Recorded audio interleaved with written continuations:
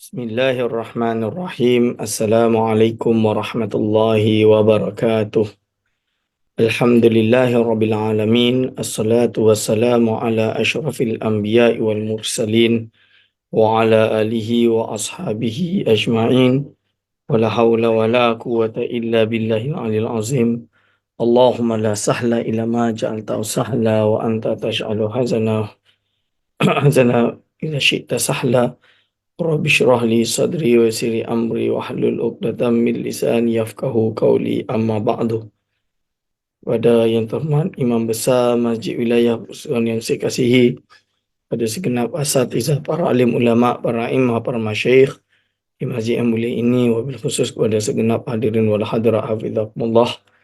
InsyaAllah pada pagi hari ini kita akan meneruskan pengajian kita serambi ilmu online dengan pengajian tasawuf kitab Syiarus Salikin karangan Syekh Abdul Samad Al-Falimbani rahimahullah ta'ala, dengan harapan ilmu yang kita dapatkan ini menjadi ilmu yang bermanfaat fi dini wa dunia wal akhirah.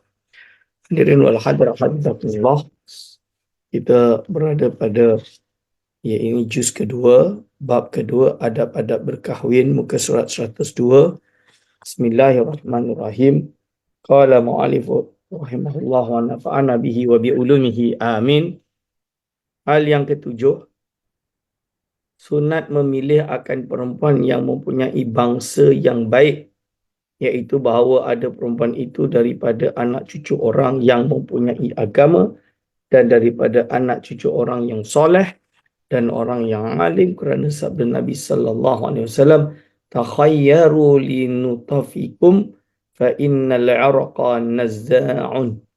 Rawahu Ibnu Majah menurut takhrij Al-Iraqi, diriwayatkan oleh Imam Ibnu Majah. Artinya, pilih oleh kamu akan perempuan yang menjadi tempat bagi mani kamu, kerana bahawasanya akar itu terlebih meninggalkan kesan. Ini hadirin wal hadirat hafizakumullah. Jadi ini menunjukkan bahawa kita berusaha untuk memilih dari keluarga yang baik, dari keluarga yang bersih, suci dan lain-lain, di kalangan para alim ulama, di kalangan orang-orang yang soleh, dengan harapan insya-Allah anak cucu kita juga orang yang soleh-soleh belaka, cerdik-cerdik belaka. Dan lagi sabda Nabi sallallahu alaihi wasallam, iyyakum wa khadra'ad dimani. Fakila wa ma khadra'ud diman? Qala al-mar'atu al-hasna'u fil manbatis su'. Rawahu ad-Daraqutni fil afrad. Riwayat Imam Daraqutni dalam kitab Al-Afrad, seperti yang telah ditakhrij oleh Zainuddin Al-Iraqi Al-Hafiz. Artinya, takut oleh kamu serta khadra' diman. Ini itu. Maka sembah seorang bagi Rasulullah SAW. Apa khadrah diman itu? Maka sabda Nabi SAW, iaitu perempuan yang elok rupanya, yang jadi di dalam tempat tumbuh yang jahat, yakni perempuan yang baik rupanya, yang jadi daripada orang yang jahat bangsanya. Ini bahaya. Nampak cantik, nampak bagus, tapi sebenarnya tidak baik, dari keluarga yang tidak baik dan lain-lain. Hal yang ke-8, tuan-tuan dan puan, sunat memilih akan perempuan yang bukan kerabatnya, yang hampir. Jadi sunat dicari orang yang perempuan yang bukan kerabatnya yang hampir. Jadi dia jangan yang akribah, yang dekat. Kerana yang demikian itu mengurangkan akal syahwat.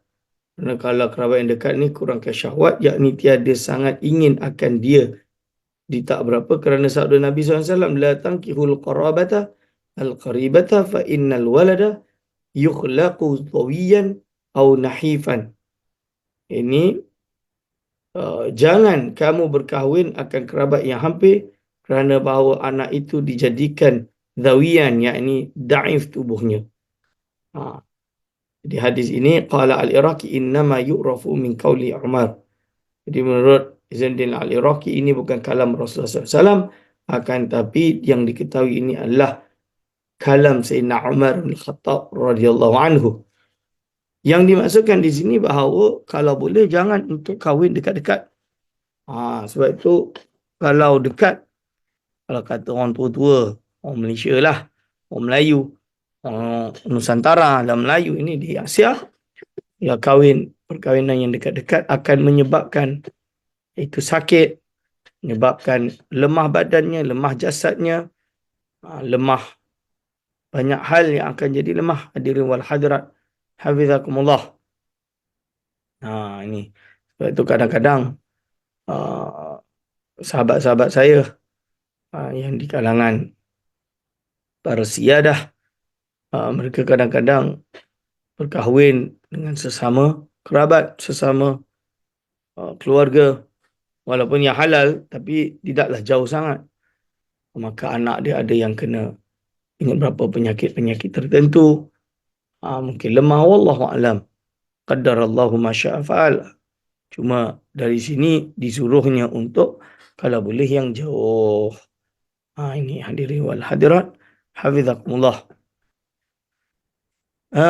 Dan kata Imam Al-Ghazali rahimahullah ta'ala, fahadhi hiya al-khisalu al-marghubatu bin nisa wa yajibu 'ala al-wali aidan ay yura'iya khisala zawji wa yanzura li karimatihi fala yuzawwijuha mimman sa'a khuluquhu aw khalquhu aw dha'afa dinuhu aw qasra 'an al-qiyami bihaqqiha aw kana la yukafi'uha fi nasabiha. Artinya, maka inilah segala perkara yang digemarkan di dalam perempuan, yakni maka inilah segala sifat yang 8 perkara yang dipilih di dalam perempuan itu oleh lelaki yang berkehendak berkahwin akan dia. Dan wajib pula atas wali perempuan itu bahawa memeliharakan dan memilih akan laki-laki yang hendak dipersuamikan dengan perempuan itu yang bersifat dengan sifat yang tersebut itu. Maka hendaklah melihat wali itu agar segala sifat yang tersebut itu bagi karimahnya, yakni bagi anaknya dan perempuan dan saudaranya perempuan, maka jangan dipersuamikan akan dia daripada seorang yang jahat perangainya, atau jahat rupanya, atau dhaif agamanya, atau singkat ia daripada mendirikan dengan hak perempuan itu, atau ada ia tiada sebangsa dengan perempuan itu di dalam nasabnya. Hadirin wal hadirat, hafizakumullah, kena pastikan perkara-perkara ini dijaga kalau kita nak menantu, nak ni. Sebab itu ada yang kata, Ustaz, tapi kalau dah suka sama suka nak buat macam mana? Sebab itu kita kena jaga anak kita agar tidak jatuh di dalam perkara-perkara yang dibenci oleh agama. Jatuh dalam perkara-perkara yang kita kena pastikan anak-anak kita sentiasa terjaga daripada perkara-perkara yang dibenci oleh Allah Subhanahu wa taala. Sabda Nabi sallallahu alaihi wasallam, an-nikahu riqqun falyanzur ahadukum aina yad'a karimatahu. Rawahu Abu Umar An-Nuqani mauqufan, menurut Takhrij Al-Iraqi. Artinya, mengkahwinkan akan perempuan itu iaitu seperti menjadikannya hamba.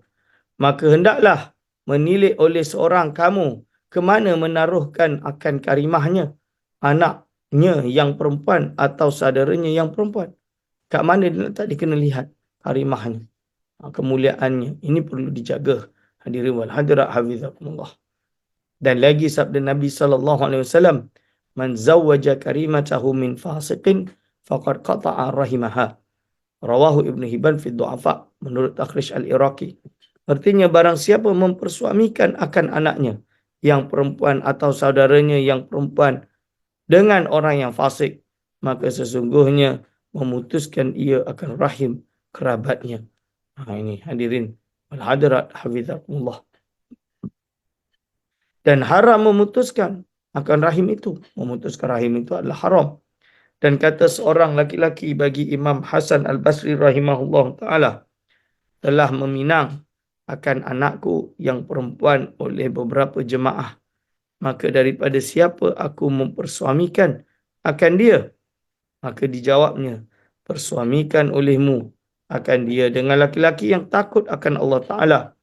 Kerana jikalau ia kasih akan dia, nescaya memuliakan ia akan dia, dan jikalau benci ia akan dia, nescaya tiada ia menghinakan akan dia. Hadirin wal hadirat hafizakumullah. Pasal yang keempat, pada menyatakan segala adab bertaulan yang lazim atas suami dan atas isteri memelihara akan dia. Jadi menerangkan tentang adab bertaulan, adab untuk kita bersahabat. Iaitu apa? Adapun adab, segala adab yang lazim atas suami memelihara akan dia itu, maka iaitu 12 perkara. Apa yang perlu dilakukan bagi seorang suami adab kepada isterinya. Ada yang pertama, walimah, yakni berbuat jamuan tatkala berkahwin itu, iaitu sunat muakkadah. Walimatul ursi itu hukum dia adalah sunat muakkadah, kerana sabda Nabi SAW bagi Sayyidina Abdurrahman bin Auf radhiyallahu anhu tatkala ia berkahwin, aulim walau bisyatin, aulim walau bisyatin. Rawahu Bukhari wa Muslim. Hadis riwayat Imam Bukhari dan Muslim. Artinya, perbuat olehmu jamuan walaupun dengan satu kambing biri-biri sekalipun. Jadi, biar perbuat olehmu jamuan. Kena ada jamuan. Buat walaupun dengan satu kambing biri-biri sekalipun. So, walimah ni, kalau orang tu kaya raya, dia buat besar, tak ada masalah. Bagus. Buat di, terserahlah dia nak buat apa sebab dia kaya raya. Banyak duit yang dia boleh habiskan. Itu tak ada masalah. Tapi hadirin wal hadirat hafizakumullah, kalau dia orang yang tak mampu, jangan sampai berhutang. Asalkan buat walimah walaupun sikit-sikit cukup, tak ada masalah. Okey, dia ni ada 3,000. Buat sekadar 3,000, nak buat macam mana? Jangan sampai berhutang. Kita tak nak nikah lelaki dan perempuan yang baru bernikah, dia dah awal-awal nikah dah berhutang. 10 tahun pernikahan pertama, tak dapat nak beli rumah, tak dapat nak beli kereta, nak bayar hutang walimah sahaja. Jangan tuan-tuan. Jangan buat macam tu. Biar sederhana. Yang penting barakah, ikhlas. Tidak menyusahkan. Bukan kalau menyusahkan nak kena masak, menyusahkan nak kena lain tamu, itu kenalah. Itu adalah kewajipan kita sebagai tuan rumah, sebagai yang menjemput. Yang saya maksud ini, menyusahkan diri dan dia dengan isteri dia yang baru kahwin 10 tahun nak bayar hutang saja, hutang walimah. Cuba kalau duit tersebut digunakan untuk loan kereta ke, loan rumah ke, biar tidak rugi. Itu lebih sentosa dalam perkahwinan, bahtera perkahwinan tersebut. Jangan membazir dengan walimah yang membazir. Kecuali dia orang yang betul-betul kaya. Kalau dia multi-billionaire, orang million-millionaire, itu lain lah. Sebab benda itu tidak menyusahkan dia, tidak membuatkan dia di dalam keadaan berhutang. Tapi kalau orang biasa, janganlah. Jangan kata tak nak lah, nanti neighbor tengok kita macam ni, Allah rasa macam ni. Tak. Jangan. Hadirin wal hadirat hafizakumullah. Tak apa. Biarkan. Ini hadirin wal hadirat hafizakumullah. Lalu disebut di sini. Dan adalah Nabi SAW berbuat walimah dengan kurma dan tepung. Dan pada satu riwayat dengan kurma dan minyak dan susu yang kering. Iaitu tak kala ia berkahwin dengan isterinya yang bernama Safiyah radhiyallahu anha. Dia cukup dengan macam tu dah. Kalau nak gambarkan lah. Bukan nak gambarkan hadis ni. Nak disesuaikan dengan situasi hari inilah. Contohnya. Ni lebih kurang sama seperti dia walimah dia apa? Ajak makan rotinan. Macam tu lah. Rotinan. Itu pun dah cukup sebenarnya. Kita orang Melayu. Bukan nak makan rotinan. Okeylah buat nasi. Tapi tak perlu nak terlalu mewah tuan-tuan dan puan-puan. Pembaziran tak. Jaga. Jaga sekadar. Yelah dapat walimah. A'linu. Yang penting kita nak mengumumkan perkahwinan itu terjadi. Dia berdua ni dah mempelai. Nak kabarkan anak aku ni dah dikahwin. Dah dikahwinkan dengan orang. Dia ni. InsyaAllah kalian semua bolehlah doakan supaya mendapat zuriat yang baik. Supaya mendapat zuriat yang soleh dan solehah, isteri menjadi qurratul ayun, qurratul aini, iaitu penyejuk mata bagi suami, anak penyejuk mata kepada orang tua. Itu tujuan dia, hadirin wal hadirat, hafizakumullah. Dan lagi sabda Nabi SAW, ta'amu awwali yaumin haqqun wa ta'amu thani sunnatun wa ta'amu salisi sum'atun. Hadis riwayat Imam Tirmizi seperti ditakhrij oleh Al-Ittihaf, iaitu oleh Imam Murtada Az-Zabidi. Artinya makanan yang dijamukan pada hari permulaan hari itu iaitu hak, dan makanan yang dijamukan pada hari kedua itu iaitu sunat, dan makanan yang dijamukan pada hari yang ketiga itu iaitu sum'ah, iaitu riak. Nah, kalau buat sampai 3 kali itu tak payahlah. 2 cukup. 2. Sebab itu kebanyakan adalah walimah tu 2 kali je. Ni. Rumah pengantin lelaki, rumah pengantin perempuan. Itu hadirin wal hadirat hafizakumullah. Ustaz, 3 kali. Sebab pagi tu dia akad nikah. Pukul 12 tu baru bersanding. Lepas tu dia buat rumah lelaki pula. 3 kali. Bukan, itu kira 2 lah. Sebab dia akad nikah, kira sekali dengan walimah. Yang kita bahas ni walimah, bukan proses akad nikah tu. Tapi akad nikah tu pun dia buat makan-makan. Tak adalah, dia orang sedialah makan. Takkanlah ada jemput saksi, jemput apa, apa qabil tu pula, lepas tu tak ada makanan. Tak hidang. Kenalah ada hidangan. Itu maksud dia, hadirin wal hadirat hafizakumullah. Dan sunat bagi orang yang masuk kepada mempelai itu bahawa ia mengata bagi mempelai itu, barakallahu laka wa baraka alaika wa jama'a bainakuma fil khair. Ya, ini artinya berkat Allah Ta'ala bagimu dan memberi berkat ia atasmu dan menghimpunkan ia antara kedua kamu di dalam kebajikan. Ini. Barakallahu lakuma wa baraka alaikuma wa jama'a bainakuma fi khair. Itu lagu apa nama dia? Siapa nama dia? Allahumma salli ala sayyidina Muhammad. Mahir Zain. Contoh dia. Tapi dalam riwayat ni, barakallahu laka wa baraka alaika wa jama'a bainakuma fi khair. Okay. Dan sunat dizahir-zahirkan akan berkahwin itu. Kerana sabda Nabi SAW, a'linu hadhan nikaha waj'aluhu fil masajidi wadribu alaihi bidufuf. Rawahu Imam Tirmizi. Yang bermaksud adalah wal hadra abidhakumullah. Artinya, zahirkan oleh kamu akan berkahwin ini, yakni masyhur akan dia, dan jadikan oleh kamu akan dia di dalam masjid dan palu oleh kamu atasnya dengan rebanah.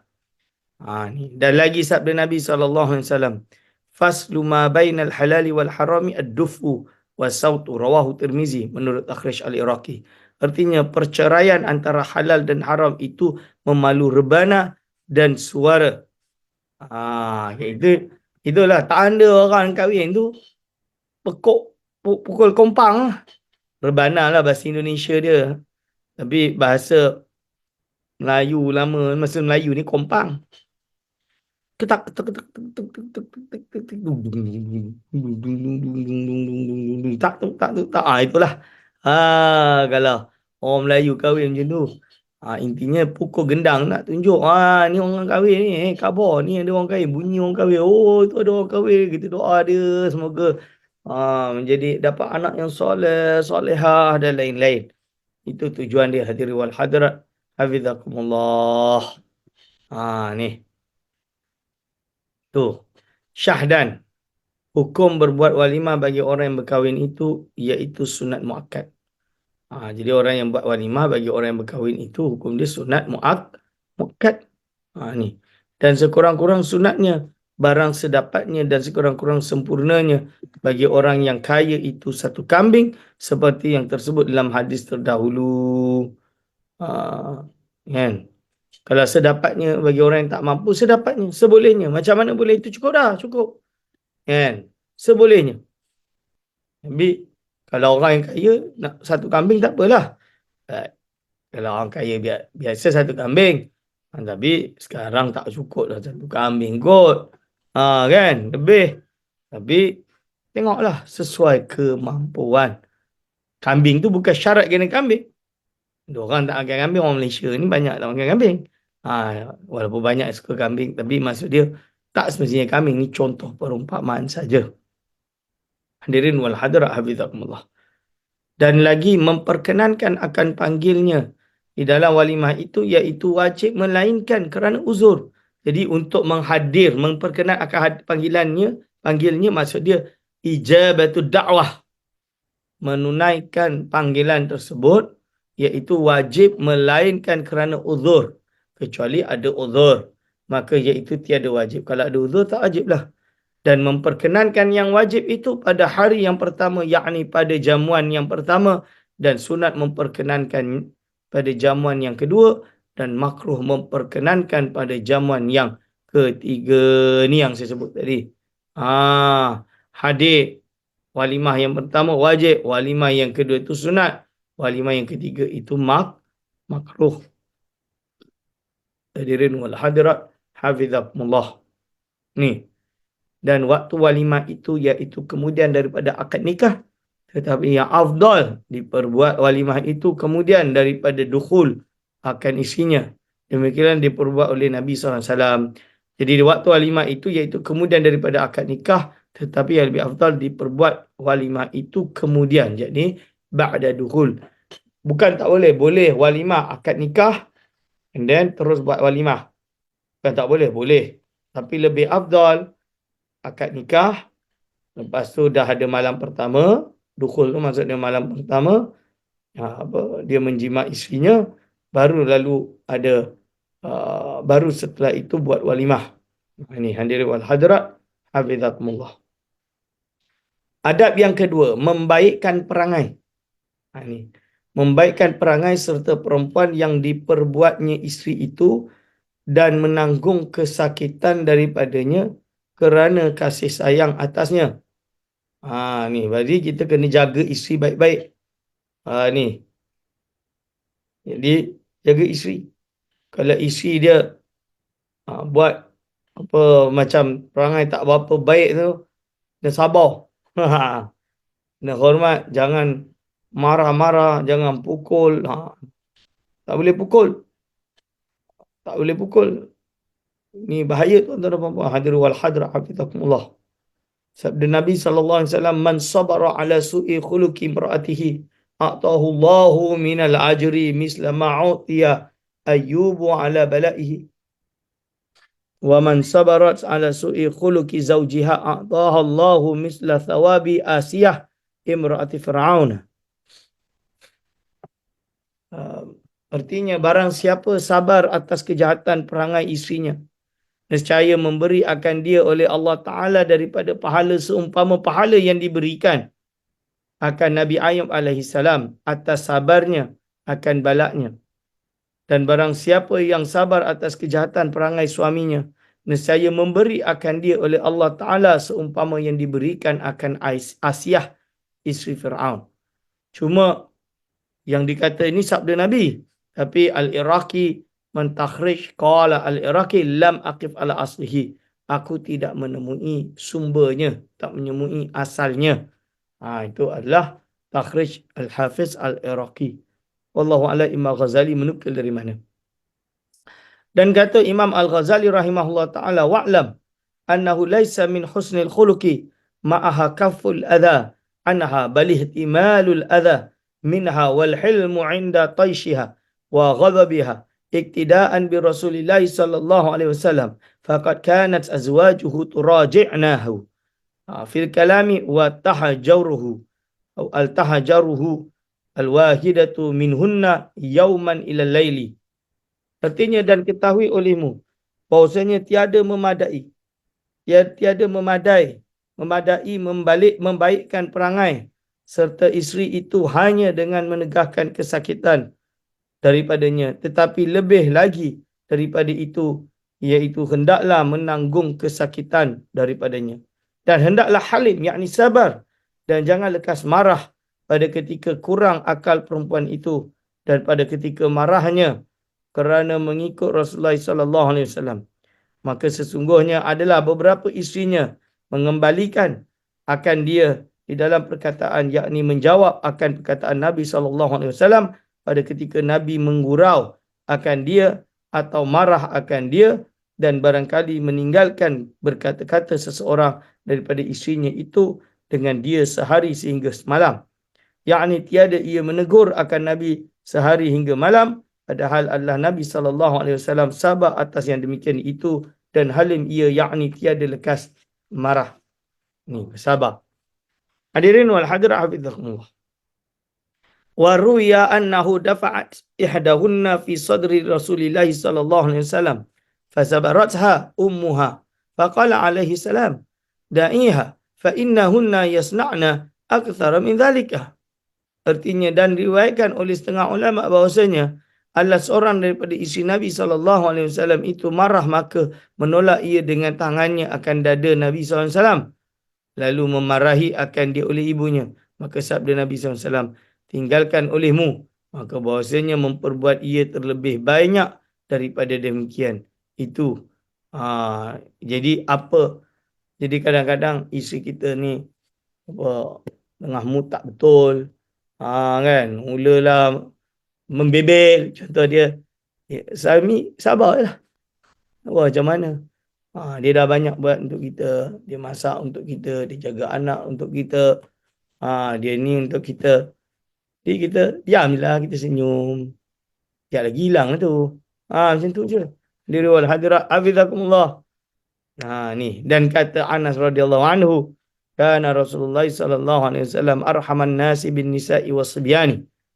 Artinya, adalah Nabi SAW terlebih kasih daripada manusia dengan perempuan dan kanak-kanak. Okey. Adab yang ketiga, tuan-tuan dan puan, bahawasanya melebihkan atas menanggung kesakitan yang disakit oleh isinya itu, iaitu dengan mula'abah dan mizah. Iaitu apa? Melebihkan atas menanggung kesakitan mula'abah dan mizah, yakni dengan bermain-main dan bergurau-gurau, maka iaitu membaikkan hati perempuan dan menyukakan akan dia. Banyak-banyak bermizah, mizah ni bergurau-gurau, senda, membahagiakan hati si isteri. Bawa di shopping. Oi. Hadiri wal hadirat hafizakumullah. Kata Imam Al-Ghazali rahimahullah ta'ala, wa qad kana Rasulullah SAW yamzahu ma'ahunna wa la yakulu illa haqqan wa yanzilu illa darajati ukulihinna fil timali wal akhlaqi hatta ruya annahu kana yusabiqu Aisyata fil adwi fasabaqathu yawman wa sabaqaha fi ba'dil ayyam faqala alaihi salatu wassalam hadhihi bitilka. Artinya, sesungguhnya adalah Nabi SAW bergurau serta isterinya dan tiada mengata ia melainkan akan yang sebenarnya, dan turut ia kepada darjat yang muwafaqah akal segala isterinya di dalam menanggung ia akan kesakitan yang disakiti oleh segala isterinya itu, dan berperangai kebaikan ia serta segala isterinya itu, hinggalah diriwayatkan oleh setengah sahabat bahawasanya adalah Nabi SAW pada satu hari melomba atau berlomba, ini adalah musabaqah, bertanding. Itu compete. Ia akan Sayyidina Aisyah berkejar. Sayyidina Aisyah radhiyallahu anha di dalam lari-lari berjalan, maka mendahului ia akan Sayyidina Aisyah di dalam setengah hari yang lain. Maka sabda Nabi SAW, inilah balasan dengan hari yang dahulu itu. Dan ada kala Aisyah menang, Nabi menang. Kadang Nabi menang dan Aisyah menang. Dan lagi sabda Nabi SAW, akmalul mu'minina imanan ahsanuhum khuluqan wa altafuhum bi ahlih. Hadis riwayat Imam Tirmizi dan Nasa'i menurut Akhish al-Iraqi. Artinya, yang terlebih sempurna iman orang yang mukmin itu, iaitu orang yang terlebih baik perangainya dan terlebih mengasih dan menyayangi dengan ahlinya. Ni baik perangainya dan terlebih mengasih dan menyayangi dengan ahlinya. Ini dia hadirin wal hadirat hafizakumullah, hadis riwayat Imam Tirmizi dan Nasa'i. Dan lagi sabda Nabi SAW, khairukum khairukum linisaihi wa ana khairukum linisa'i. Rawahu Nasa'i wal Tirmizi menurut Akhraj al-Iraqi. Artinya orang yang pilihan daripada kamu itu ialah yang terlebih berbuat kebajikan bagi istrinya. Dan aku terlebih berbuat kebajikan bagi isteri-isteriku. Dan kata Sayyidina Umar radhiyallahu anhu, yanbaghi lirrajuli ay yakuna fi ahlihi misla sabiyyin fa idzal tamasu ma indahu wujida rajulan. Artinya seyogyanya bagi laki-laki itu bahawa ada ia pada ahlinya seperti kanak-kanak. Maka apabila menuntut mereka itu akan sesuatu yang padanya nescaya didapat akan dia itu seperti laki-laki. Diri wal hadra abidakullah. Dan kata Luqmanul Hakim radhiyallahu anhu. Kata Luqmanul Hakim radhiyallahu anhu, yanbaghi lil 'aqili ay yakuna fi ahlihi kas-sabiyyi wa idza kana fil qaumi wujida rajulan. Artinya seyogyanya, sebaiknya bagi orang yang berakal itu bahawa ada ia di dalam perhimpunan ahlinya itu seperti kanak-kanak, dan apabila ada ia di dalam perhimpunan kaum yang orang banyak nescaya didapat akan dia seperti laki-laki. Itu adab yang ketiga. Adab yang keempat, tuan-tuan, iaitu bahawa jangan sangat berlebih-lebih di dalam bermain-main dengan ahlinya. Dan jangan sangat berlebih-lebih bergurau dengan ahlinya hingga menghilangkan akan haibahnya dan menggugurkan takut mereka itu kepadanya sekira-kira tiada membilang akan dia oleh ahlinya. Dan demikian lagi, jangan sangat berlebih-lebih membaikkan perangai dan muafakah akan ahlinya itu di dalam hawa nafsunya hingga membinasakan akan perangai ahlinya itu, tetapi hendaklah sekaliannya itu dengan pertengahan. Jadi semua benda ni perlulah dengan pertengahan, tidak melebihi batas.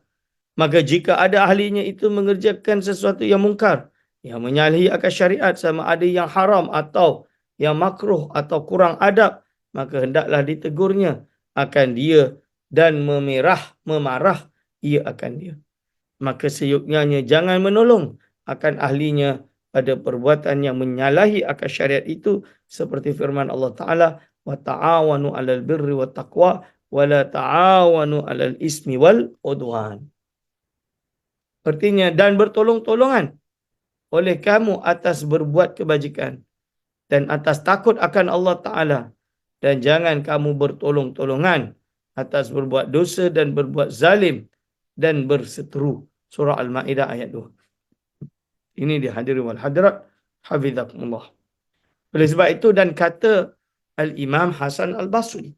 Di Imam Hasan Al-Basri ini adalah ulama yang ada di Basrah, di Iraq. Ulama yang hebat di kalangan salafus salih. Orang yang sangat salih. Apa kata Hasan Al-Basri? Wallahi ma asbaha rajulun yuti'u imra'atahu fima tahwa illa kabbahu Allahu finnar. Artinya, demi Allah, tiada berpagi-pagi seorang yang mengikut ia akan isinya di dalam sesuatu yang disukai oleh hawa nafsunya, yang menyalahi akal syariat, melainkan menarik Allah Ta'ala akan dia ke dalam api neraka. Hadirin wal hadirat hafizakumullah. Dan lagi kata Sayyidina Umar radhiyallahu anhu, khalifun nisaa fa inna fi khilafihinna al-barakata. Artinya, salahi olehmu akan perempuan di dalam sesuatu yang disukai oleh nafsunya, yang menyalahi akal syariat, maka kerana bahawasanya di dalam menyalahi akan mereka itu dapat berkah. Ini. Dan sabda Nabi SAW, la yuflihu qaumun tamlikuhumul mra'atun. Rawahul Bukhari menurut Akhraj al-Iraqi. Yang bermaksud artinya, tiada dapat kemenangan kaum yang memiliki akan mereka itu oleh perempuan. Jadi perempuan yang memilikinya. Dan lagi sabda Nabi SAW, ta'isa abdul zaujati. Iaitu apa? Artinya binasa dan jahat laki-laki yang jadi hamba isterinya. Kena kuin kudra. Ni. Menurut Akhraj al-Iraqi, lam aqim lahu ala aslin, tidak ditemukan asal hadis ini. Wal ma'rufu ta'is, iaitu abdun ni'ar, abdul dinar, dan diketahui kalau yang dimaksud dengan ta'isa itu adalah hamba bagi duit. Okay.